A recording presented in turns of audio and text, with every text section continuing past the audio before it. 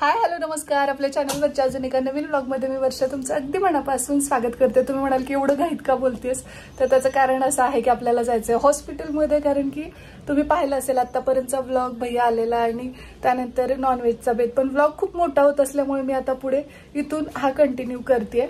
आणि मला परत दवाखान्यात जाऊन यायचंय, परत डॉक्टरांचं म्हणणं काय येते काय नाही हे पण पाहायचंय, कारण भैया न्यायला आलाय, ढोराळ्याला जायचं आम्हाला. पण एक हे पण आहे की मला सध्या थोडंसं कळ येऊन म्हणजे काही त्रास सुरू झाला, जसं की जुलाब आल्यासारखं वगैरे असं वाटतंय. आणि ते पहाटेपासून होतंय, म्हणजे भैया यायच्या अगोदरपासूनच. तर मी त्याला ते बोलले तर तो म्हणला की रिस्क नको घ्यायला, एकदा तू मॅमशी बोलून घे की आम्ही ट्रॅव्हल करू शकतो की नाही, आणि त्यानंतरच मग बाकीच्या गोष्टी आपण डिसाईड करू. सो आता अगोदर जाऊन येतो, कारण इथं सतत पावसाचं वातावरण आणि या सगळ्या गोष्टी असतात. तुम्हाला माहितीये सध्या पण पावसाचंच वातावरण आहे, तर मी पटकन आवरते बाकी सगळ्या गोष्टी. आणि हो, खूप साऱ्या जणींनी मला विचारलेलं आहे मध्यंतरी, कमेंट बॉक्स तुम्ही चेक करू शकता. अगदी मी जेव्हा इथल्या डॉक्टरांना दाखवायला गेले होते स्किन केअरच्या, तेव्हापासून विचारतात सध्या प्रेग्नन्सीमध्ये तू कुठलं स्किन केअर रुटीन फॉलो करतेस. कारण बऱ्याच जणींचं असं असतं की तर सध्या मी पण प्रेग्नेंट आहे, तर मग त्याचा परिणाम बाळावर व्हायला नको, असं खूप साऱ्या जणींचं आहे. तर मग तेच तुम्ही वापरावेत असं नाही, प्रत्येकीची स्किन वेगळी आहे, ते मीच पुन्हा पुन्हा सांगेन. तर मग मी थोडक्यात तुम्हाला दाखवते की मी सध्या काय काय यूज करते. आणि इन बिटवीन खूपदा डॉक्टरांना व्हिजिट करून ते सांगतात, त्यानुसार आपण काही प्रोडक्ट्समध्ये थोडाफार चेंज करत असतो. तर ते आत्ता सध्याचं मी 9व्या महिन्यात काय यूज करते ते तुम्हाला दाखवते. आता थोडक्यात दाखवते आणि मग आपल्याला जायचं हॉस्पिटलमध्ये. त्यामुळे मग अगोदर हे सगळं शेअर करते, कारण परत जेव्हा मी हॉस्पिटलमधून येईन त्यावेळी माहित नाही की पुढे मी ते शेअर करू शकेन किंवा नाही. सो चला.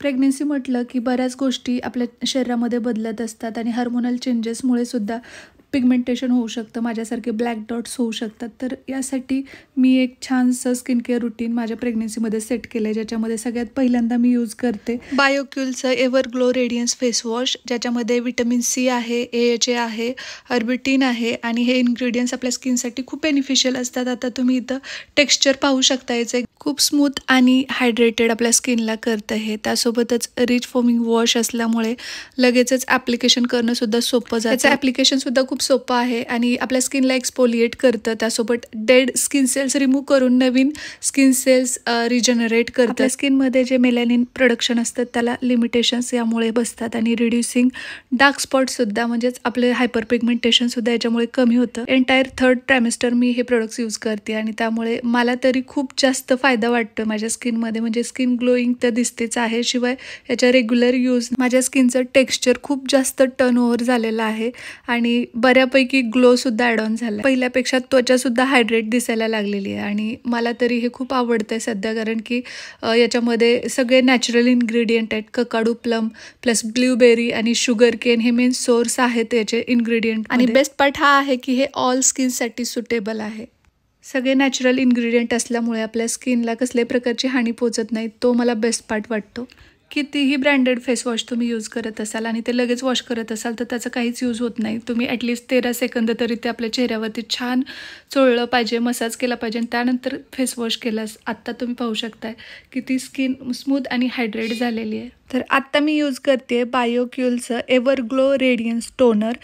हे 5 आपल्याला AHA जे असतात नॅचरल त्याचा फायदा देतं, जसं की glycolic acid, lactic acid, citric acid, malic आणि टार्टरिक ॲसिडसुद्धा याच्यामध्ये आहे, अलॉंग विथ व्हिटॅमिन सी. याची कन्सिस्टन्सी पाहू शकताय, एकदम वॉटरी आहे, त्यामुळे ॲप्लिकेशन केल्यानंतर स्टिकी किंवा असं चिपचिप असं अजिबात वाटत नाही. आणि ऑल स्किन टाईपसाठी सुटेबल आहे. नॅचरली एक्सपोलिएट करण्याचं काम हे सुद्धा करतं आणि एक्स्ट्राची जी काही डर्ट वगैरे आहे ती सुद्धा हे रिमूव्ह करतं. त्यामुळे डेड स्किन सेल्स रिमूव्ह होऊन त्या ठिकाणी नवीन स्किन सेल्स जनरेट करण्याचं काम तर होतंच, शिवाय हे बूस्ट करतं आपल्या स्किनमधली जी फ्लेक्झिबिलिटी असते त्याला, शिवाय ग्लो सुद्धा खूप ॲड ऑन होतो. तर माझ्या इथे तुम्हाला दिसत असेल तरीसुद्धा काही ठिकाणी जे ब्लॅक डॉट आहेत ते अजूनही ॲज इट इज आहेत, पण हळूहळू ते फेड होतील. यानंतरची पुढची स्टेप आहे ती म्हणजे सिरम. तर प्रेग्नन्सीमध्ये सिरम असं बऱ्याच जणींना वाटू शकतं, परंतु याच्यामध्ये सगळे नॅचरल इन्ग्रेडियंट आहेत, त्यामुळे हे हार्मफुल अजिबात नाही आहे. हे आहे बायोक्यूल एव्हर ग्लो रेडियन्स सिरम. याच्यामध्ये ककाडू, प्लम आणि शुगर केन आहे. शिवाय रिच इन व्हिटॅमिन सी आहे, फ्रूट AHAS, त्यासोबत हायड्रोनिक ॲसिडसुद्धा आहे. आणि याचं टेक्स्चर तुम्ही पाहत असाल तर एकदम वॉटरी जेल आणि नॉन स्टिकी असं टेक्स्चर असल्यामुळे चिपचिप अजिबात वाटत नाही ॲप्लिकेशन नंतर. अगदी स्किनमध्ये तुमच्या मेल्ट होऊन जातं आणि ते म्हणजे ॲब्झॉर्ब करते आपली स्किन. अशा पद्धतीने वॉटरी बेस्ड कन्सिस्टन्सी आहे.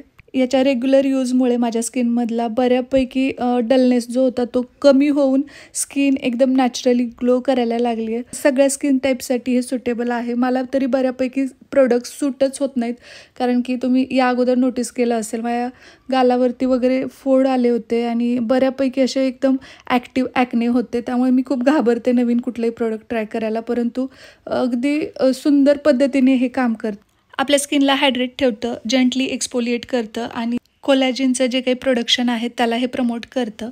स्किनसाठी बेनिफिशियल असणारे अँटीऑक्सिडंट्स जे असतात तर ते सुद्धा हे आपल्या स्किनपर्यंत पोहोचवतं. आणि जे काही फ्री रॅडिकल्स वगैरे असतात तर त्यालासुद्धा हे बऱ्यापैकी छान पद्धतीने ट्रीट करते. आणि त्यानंतर मी यूज करते सनस्क्रीन. बरं, या सगळ्या प्रोडक्ट्सच्या लिंक्स मी डिस्क्रिप्शन बॉक्समध्ये देते, जेवढ्या अवेलेबल होत आहेत तेवढ्या. आणि मेन म्हणजे ना, प्रेग्नन्सीमध्ये खूप मोठं असं स्किन केअर रुटीन मला तरी नको वाटतं, कारण की त्यासाठी खूप वेळ जातो, आपल्याला खूपदा लो फील होत असतं. त्यामुळे हे आहे माझं सध्याचं स्किन केअर रुटीन. 9व्या महिन्यातल्या प्रेग्नन्सीत मी ते शेअर केलंय तुमच्यासोबत. या अगोदर अगदी सुरुवातीला शेअर केलं होतं, ज्याच्यामध्ये प्रोडक्ट्स जे होते तर ते तुम्ही पाहिलेच असतील. पण त्यानंतर मी 2 वेळा डॉक्टरांना व्हिजिट केलं. 2 वेळेस मधल्या एका वेळी सुद्धा बऱ्याच जणींनी मला विचारलं होतं सेकंड ट्रायमिस्टरमध्ये तू काय प्रोडक्ट वापरतेस म्हणून. पण मला तो व्लॉग गावी असल्यामुळे करणंच झाला नाही. तर म्हटलं आता डिलिव्हरी व्हायच्या अगोदर तुमच्यासोबत शेअर करू. आणि त्याचा मला फरक खूप पडलाय, पण कुठेतरी असे ब्लॅक डॉट्स पण जास्त विजिबल झालेत. आणि त्याविषयी मी डॉक्टरांना बोलले तर त्या बोलल्या की हार्मोनल चेंजेसमुळे काही जणींना ब्लॅक हेड्स येतात, काही जणींना एकदम डार्क सर्कल्स येतात, काही जणींना वांग सुद्धा येतं आणि ते परत डिलिव्हरी झाल्यास पूर्ववत त्वचा होते. काही जणींना इथं चेहऱ्याच्या भोवती काळपटपणा येतो आणि तेवढाच एक पॅच वेगळा दिसतो. तर माझ्या बाबतीत हे असे ब्लॅक डॉट जे आहेत ते जास्त डार्क झालेत. जे अगोदर होते म्हणजे तीळ असल्यासारखे होते, पण ते खूप मोठे झाल्यासारखे झाले, जसे इथं तुम्ही पाहू शकता. तर होप की डिलिव्हरी नंतर हे सगळं क्लिअर होईल. आणि हे आज रुटीनमध्ये फक्त सनस्क्रीन स्किप करून रात्रीच्या वेळी हेच नाईट स्किन केअर रुटीन माझं असतं. आणि कधी कधी थकवा आला तर जेन्युइनली सांगते मी रात्री स्किन केअर रुटीन करत नाही. जर एनर्जी चांगली व्यवस्थित असेल तर मी नक्कीच रात्रीचं स्किन केअर रुटीन सुद्धा फॉलो करते. शेवटी एक टिप सांगते की जर तुम्ही मेकअप करत असाल डेली बेसिसवर तर कधीही रात्री तो पूर्ण मेकअप उतरवा. त्यानंतर मेकअप रिमूव्हल मिळतं, त्याच्याने तुम्ही मिसेलर वॉटर वगैरे मिळतं, त्याच्याने क्लीन करू शकता. त्यानंतर छानपैकी ऑइलनी रिमूव्ह करा आणि तुमचं जे रेग्युलरचं फेस वॉश आहे ते लावून तुम्ही तुमचा मेकअप रिमूव्ह करू शकता. तर तुमच्या मनावर आहे की पुढची जी स्टेप आहे म्हणजे स्किन केअर रुटीन करायचं की नाही फेस वॉश नंतरचं, किंवा एखादी नाईट क्रीम लावून सुद्धा तुम्ही झोपू शकता. तर हेच प्रोडक्ट्स फक्त रात्रीच्या वेळी सनस्क्रीन जे आहे ते स्किप करते मी. बाकी अशा पद्धतीने हे माझं स्किन केअर रुटीन आहे. मॉइश्चरायझर पूर्वी जे मला सांगितलं होतं तेच मी कंटिन्यू करते, पण ते रात्री लावते आणि दिवसा या 4 स्टेप फॉलो करते. तर हे जे प्रोडक्ट्स आहेत तर डॉक्टरांनी मला रिकमेंड केलेले आहेत. पण जर काही जणींना परचेस करायचे असेल तर तुम्ही तुमच्या डॉक्टरांच्या सल्ल्याने हे नक्कीच परचेस करू शकता. लिंक डिस्क्रिप्शन बॉक्समध्ये शक्य होतात तेवढ्या देते, तिथे जाऊन तुम्ही परचेस करा. तर चला, आता उशीर होतोय, आता आपल्या व्लॉगला कंटिन्यू करू.